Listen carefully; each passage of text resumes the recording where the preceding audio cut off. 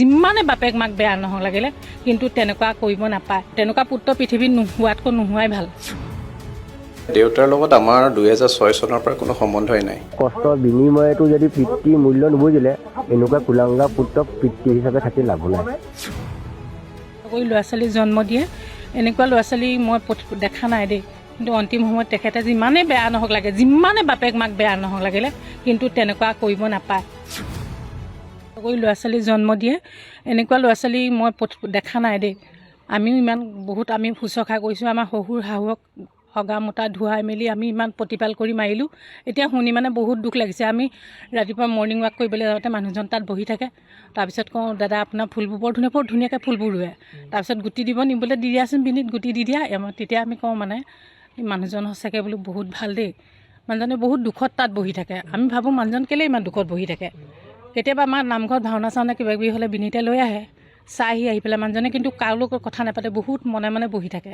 নাতি নাতি বুলি ক'লে কেনেকুৱা মাক বাপেকৰ, আইতাক ককাকৰ, নিজৰ মাক বাপেকতকৈ আইতাক ককাকৰ নাতিসকলে বেছি মৰম, খুব মৰম লাগে। মানে কিমান চাওঁ হেঁপাহ কৰি আছিলে। কিন্তু অন্তিম সময়ত তেখেতে যিমানে বেয়া নহওক লাগে, যিমানে বাপেক মাক বেয়া নহওক লাগিলে কিন্তু তেনেকুৱা কৰিব নাপায়। তেওঁলোকে উপলব্ধি কৰা নাই নেকি? তেওঁলোকে কেঁচুৱা জন্ম দিওঁতে কেনেকৈ ডাঙৰ দীঘল কৰি ইমান মৰমত ডাঙৰ দীঘল, কিয় তেওঁলোকে তেনেকুৱা কৰিলে? মাক বাপেক যিমান বেয়া নহওক লাগিলে কি ক'ব সেই পুত্ৰ বুজি? কি ক'ম আৰু, তেনেকুৱা পুত্ৰ পৃথিৱীত নোহোৱাতকৈ নোহোৱাই ভাল, মৰি যোৱাই ভাল।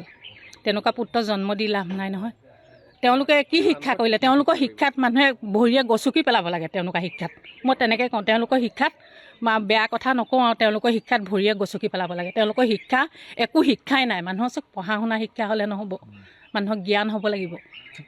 তেনেকুৱা পঢ়া শুনা শিক্ষা কামত নাহে। এইখন জগতত মানে সেইবিলাক মানুহক দেখুৱাটো বহুত ভুল কাম। তেওঁলোকে ইমান ভাল মানুহবিলাকে তেনেকুৱা কাম কৰিলে সেইবিলাকৰ কেলে কি থাকি গ'ল? তেনেকুৱা মানুহ নাই, পৃথিৱীত নাই। কি ক'ম, দুখ লাগিছে মানে। কাৰণ আমিতো সাধাৰণ মানুহ। যদি এজন মানে মানৱ সেৱা কৰা এজন চিকিৎসকে যদি তেওঁলোকৰ পৰানো কি মানৱ সেৱা মানুহে মানে ভাবিব। গতিকে আমি সাধাৰণ মানুহখিনিয়ে মানে আমি তেওঁক মানে শুশ্ৰূষা কৰিছোঁ। আৰু তেওঁলোকক ইমানখিনি কষ্ট কৰি মাক দেউতাকে ইমানখিনি ত্যাগ স্বীকাৰ কৰি চিকিৎসা কৰিলে তেওঁলোক দুটা ল'ৰা ছোৱালী। তেওঁলোকে যেতিয়া শেষ মুহূৰ্তত যেতিয়া দেউতাকক বিচাৰি নাহিলে আৰু কেনেকুৱা অমানুহ হ'ব লাগিব আৰু সেইটোৱে আৰু মই তাতকৈ ক'বলগীয়া একো নাথাকে। আমাৰ ঘৰত প্ৰায় 3 বছৰ। আৰু তেওঁলোকৰ আমাৰ চিনাকি 2017 চনৰ পৰা। ঘৰুৱা মানে 3 বছৰ পৰা আমাৰ ইয়াত আছেই। এইখন ঘৰত নহয়, আমাৰ ৰাস্তা কাষত এখন ঘৰ আছে, তাত আছিলে। তাৰমানে ইয়াত আমাৰ সুবিধা, আমাৰ যৌথ ফেমিলি ন। গতিকে তেওঁৰ সৈতে আমাৰ মেম্বাৰ 9 জন। গতিকে আমাৰ দিগদাৰ হয়। গতিকে ইয়াত খোৱা বোৱা কৰে, তাতো তেওঁ বনোৱা শুনা কৰে। আৰু মানে তেনেকৈ তাতে থকা মেলা সদস্য হৈ গৈছিলে।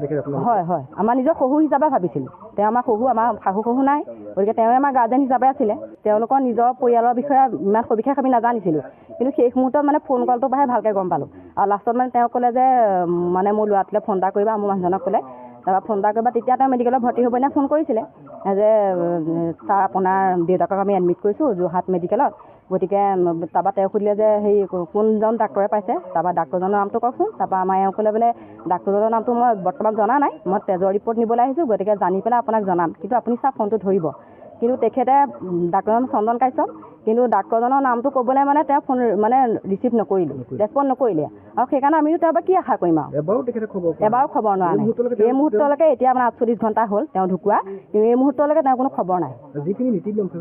সেইখিনি আমিয়ে কৰিম। সেইখিনি আমি 13 দিনত আমাৰ সেইখন ঘৰত আপোনাৰ নাম এষাৰ পাতিম আৰু ইয়াত মানে ভোজ কৰ্ম কৰিম বুলি ভাবিছোঁ। বৃদ্ধাশ্ৰমৰ লগত জড়িত হৈ মোৰ বেছি চিনাকি। তাৰপিছত আমাৰ বৃদ্ধাশ্ৰমত যিকোনো অনুষ্ঠান পাতে নহয়, অনুষ্ঠান পাতিলে তেওঁ খবৰ দিওঁ। খবৰ দিলে তেওঁ আহে। আৰু তেওঁ সেই সূত্ৰে মানে বৃদ্ধাশ্ৰমলৈ 1.5 লাখ টকা দানো দি থৈ গৈছে, মাটি এবিঘা দাম দি থৈ গৈছে। সেই সূত্ৰে আৰু আমাৰ প্ৰতি আৰু প্ৰতিষ্ঠাতাৰ কাৰণে মোৰ লগত সম্পৰ্কটো বেছি ৰাখে। তাৰপিছত আহি পেলাই আহে, যিকোনো অনুষ্ঠান পাতিলে খবৰ দিওঁ, তেওঁ আহে। আমাৰ ঘৰুৱা কিবা এটা অনুষ্ঠান পাতিলেও তেওঁ আহে। সেইটো কাৰণে তাৰ পৰা বেছি বাঢ়ি গ'ল আৰু মানে আমাৰ সম্পৰ্কটো। তাৰপিছত আমাৰ ঘৰ এটা আছিলে, বোলে আপুনি হেৰি কৰিব, এই যদি তাতো থাকিবলৈ কেতিয়াবা আমাৰ আশ্ৰমৰ লগত জড়িত হৈ আছে, মোৰ ঘৰটো এনেই আছে, ঘৰতে থাকিব, ময়ো থাকিম দুইটা, আৰু আশ্ৰমলৈ ওচমো হ'ব। সেই অনুপাতে মানে তেওঁ সেই মোৰ ঘৰটোতে থাকিবলৈ ল'লে আৰু ঘৰটো। আপোনাৰ ঘৰত কিমান দিনৰ পৰা আছে? 22 চনৰ আগষ্ট মাহৰ পৰা আছে। তেখেতে পুত্ৰৰ লগত যোগাযোগ মানে লাষ্টত কৰিছিলে আৰু তাৰ কল লেকত এতিয়া অলৰেডি আছে।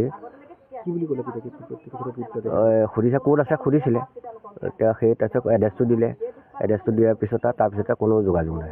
তেখেতক শৰীৰটো দান দিছে বুলি কোৱা অঁ হয়, ইলোৱা বিজ্ঞান মঞ্চৰ যোগেদি যোৰহাট মেডিকেল কলেজত দান দি থৈ গৈছে। শেষকৃত্য ক'ত সম্পন্ন কৰে? শেষকৃত্য মানে দেহ দান দিলে শেষকৃত্য তাতে ইলোৱা বিজ্ঞান মঞ্চৰ মতে তাতে দেহ দানটো তাতে দিয়া হ'ল। যোৰহাট মেডিকেল কলেজত যোৰহাট মেডিকেল কলেজ চিকিৎসা আছিল। তেওঁলোক বিষয়টো কিন্তু এটা ল'ৰা ছোৱালী জন্ম দিয়াৰ পৰা কিমান কষ্ট মাক বাপেকেহে জানে। আৰু সি ডাক্তৰ হৈছে যদিও একে ৰাতিৰ ভিতৰতে মাতি ফুটি ডাক্তৰ হৈ উঠা নাই। বহুত কষ্ট মই পঢ়া শুনা কৰাই মেলি পৰিয়ালৰ লগত ডাক্তৰ হৈছে। ইমান কষ্টৰ বিনিময়তো যদি পিতৃ মূল্য নুবুজিলে এনেকুৱা কুলাংগা পুত্ৰ পিতৃ হিচাপে থাকি লাভো নাই। ভৱিষ্যতে আৰু এনেকুৱা যাতে নহওক আৰু কুলাংগাবিলাক এনেকুৱাতে আদায় হয় ভাল হ'ব। অনল জ্যোতি বৰদলৈ। অনল আপোনাৰ বিনীত দত্ত অৰিজিনেল ঘৰ ক'ত আছিলে তেখেতৰ? যোৰহাট লুৰগীহাটত। আৰু এটা কথা সুধো, তেখেতৰ পুত্ৰৰ লগতে তেখেতৰ জীয়ৰী তেখেতৰ কোনো খবৰ লোৱা নাই বুলি অভিযোগ এটা উঠি আছে। নাই লয়। জীয়ৰীৰ নামটো কি তেখেতৰ? জীয়ৰী নামটো মই নাজানো পিছে দেই, ছোৱালীজনীৰ নামটো। এতিয়া পৰৱৰ্তী কামখিনি আমিয়ে কৰিম। দেউতাকেও কোনো ধৰণৰ মানে জীয়েকৰ কথা নাই নকয়। এনেই ডক্তৰ বুলি কয় আৰু জীয়েকৰ লগৰ কথা ইমান হেৰি নাপাতে। সেই পিতেকৰ লগত সেই সময়ত লাষ্টত মাতিছে আৰু উলিয়াই দিয়া ছোৱালী মানে কোনো গুৰুত্ব নাইকিয়া নিচিনাই হয়তো। তথাপিও মানে দেউতাকে অহা হ'লে ভাল পালেহেঁতেন। এতিয়া নাহিলে কি কৰিব, মনতে গুচি গ'ল আৰু মনৰ আশা মনলৈ গুচি গ'ল। কলটো কিমান দিনৰ আগত কৰিছিলে? সেই কলটো 3 মাহ মান হ'ল। আপোনাৰ লগত যোগাযোগ কৰিছে নেকি?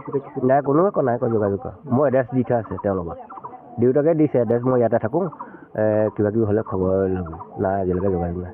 চিকিৎসালয়ত ভৰ্তি হৈ থকাৰ সময়ত আপুনি ফোন কৰিছিলে? কৈছিলে আমাৰ ঘৰৰ ভাইটিয়ে কৈছিলে আৰু তেওঁলোকৰ ভতিজাকেও কৈছিলে। কি ৰিজাল্ট দিলে তেখেতে? একো নাই, সুধিলে কোন ডাক্তৰে ব্যৱহাৰকে চোৱা চিতা কৰিছে, ক'ত আছে। তাৰপিছত আৰু সেইদে কৰি পেলাই তাৰপিছত কোনো হেৰি নাই আৰু খা খবৰ নাই। এতিয়া সকলো নীতি নিয়মখিনি আমি ইয়াতে কৰিম।